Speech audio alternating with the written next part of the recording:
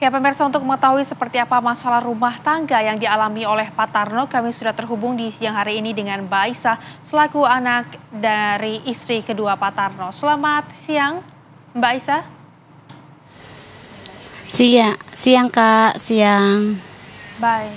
Mbak Aisyah, ini kami sempat mendapatkan informasi kalau adanya protes begitu ya yang menganggap jika Pak Tarno ini kemudian dieksploitasi.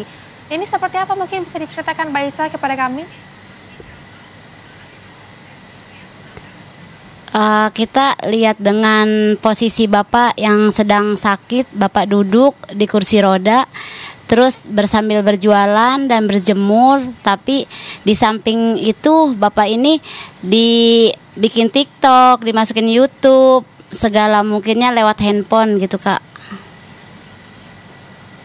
Oke, Mbak Aisyah, kalau boleh tahu ini siapa ya yang meminta Pak Tarno sendiri untuk berjualan, Mbak? Ya Bapak sih emang punya keinginan pribadi sendiri. Bapak emang katanya kalau di rumah itu jenuh, sepi, jadi mendingan dia keluar. Tapi kan setidaknya kan yang sehat atau sekeliling Bapak yang sayang sama Bapak dilarang. Maunya Isa itu dilarang aja dulu biar Bapak sembuh lagi. Baik, Bu Aisyah, ini kan artinya mungkin Pak Tarno ini kalau diam begitu tidak bisa, jadi harus terus bekerja begitu ya. Tapi pekerjaannya sebagai pesulap ini apakah hingga saat ini masih dijalani? Masih dijalanin. Bapak lagi sakit begini masih nerima job. Jadi maunya jangan terima job dulu. Baik, Mbak Aisyah, apakah dari anak-anak Bapak sendiri ini ada yang suka menemani Bapak ketika bekerja, baik berjualan ataupun ketika sedang kerja sebagai pesulap, Mbak? Maksudnya gimana Kak? Iya, apakah ketika Pak Tarno sedang bekerja seperti berjualan ataupun sedang melakukan jasa sulapnya ini ada anak-anaknya yang menemaninya, Mbak?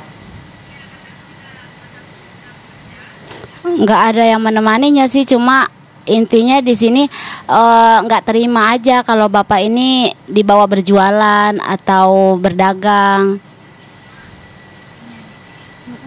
Baik, Bu Aisyah, tapi apakah sudah disampaikan kepada istrinya Pak Tarno yang mungkin ini kemudian juga mohon maaf sekali, Bu Aisyah ini istri terakhirnya mengenai hal tersebut? Saya dari istri yang kedua, saya mempunyai 2 saudara.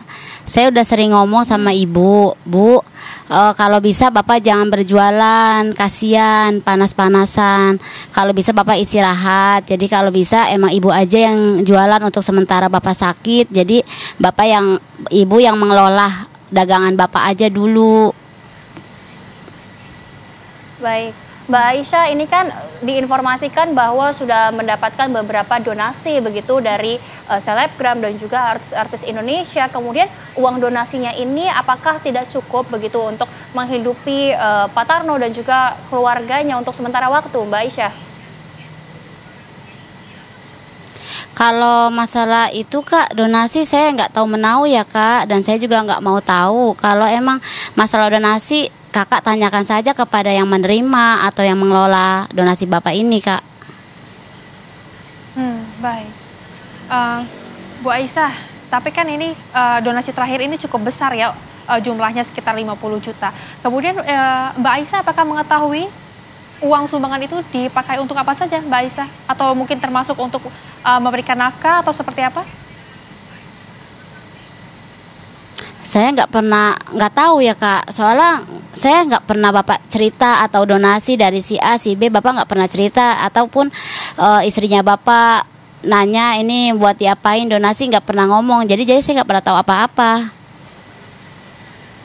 Baik, Mbak Aisyah sendiri apakah pernah berbicara langsung ke ayah Mbak Aisyah begitu, ke Pak Tarno untuk stop gitu, berhenti, jangan berjualan lagi karena memang usianya juga sudah cukup tua dan juga kesehatannya yang memburuk begitu, Mbak? Aku udah sering ngomong, menasehati Bapak. Aku berapa kali datang ke rumah Bapak, menjenguk Bapak, menengokkan Bapak. Saya ngomong, Pak, Bapak mau nggak sih sementara selama Bapak sakit ini ikut Isa yang merawat Bapak. Gimana? Isa bukannya untuk memisahkan Bapak dengan Ibu Dewi. Jadi ayo kita urus Bapak rame-rame atau sama-sama. Jadi bergantian. Jadi kapan aja Ibu Dewi bisa datang ke rumah untuk menjenguk Bapak atau Isa yang menjenguk Bapak ke rumah, itu pengennya sih sama-sama ngurusin Bapak. Baik, Bu Aisyah, ini kami juga ingin tahu, tapi sebelumnya kami mohon untuk meminta maaf. Ini kan Ibu Aisyah berarti anak dari istri yang kedua. Nah, hubungan ke istri kedua dengan istri yang terakhir dari Pak Tarno ini sebetulnya seperti apa, Bu? Kalau untuk sekarang sih kedekatannya itu kurang. Soalnya saya juga baru kenal Ibu Dewi ini 7 bulan. Komunikasi pun saya juga jarang sih sama Ibu Dewi. Baik, Mbak Aisyah, apakah ada komunikasi dengan anak-anaknya Pak Tarno yang lain begitu untuk membantu Bapak mungkin bersama-sama membiayai dan juga merawat Pak Tarno begitu, Mbak? Oh, kalau komunikasi seperti itu ada dari adik-adik saya atau dari kakak saya. Ya udah, ayo kita rawat Bapak sama-sama. Terus kayak Isa ini, biarpun katanya semiskinnya saya, nggak mampunya saya, ayo kita rawat Bapak. Nah, ada yang dari kakak saya bilang, ya udah nanti kita sama-sama aja, kita patungan atau gimana buat Bapak, nengokin Bapak, terus uang makannya juga sama-sama. Intinya Bapak sehat aja dulu, jadi Bapak jangan berjualan aja dulu. Baik, Mbak Aisyah, mungkin kalau Pak Tarno melihat Mbak Aisyah sedang berbicara bersama dengan kami, apa yang kemudian ingin disampaikan kepada ayahanda tercinta, Mbak Aisyah? Kalau pesan saya sih buat Bapak, Bapak banyak-banyak istirahat. Isa bukannya gimana Pak, Isa sayang sama Bapak. Keinginan Bapak, kan Bapak mempunyai cita-cita Pak. Bapak punya cita-cita ini ingin membangun masjid atau musola. Terus Bapak belum menjalani naik haji. Insya Allah Bapak cita-citanya tercapai ya Pak. Amin. Amin. Mbak Aisyah, terima kasih banyak telah bergabung bersama kami di Apa Kabar Indonesia Siang. Semoga masalahnya ini segera selesai, Pak Tarno kemudian mendapatkan rezeki yang lancar dan juga kesehatan dan juga untuk keluarga Mbak Aisyah semuanya. Terima kasih Mbak Aisyah. Amin.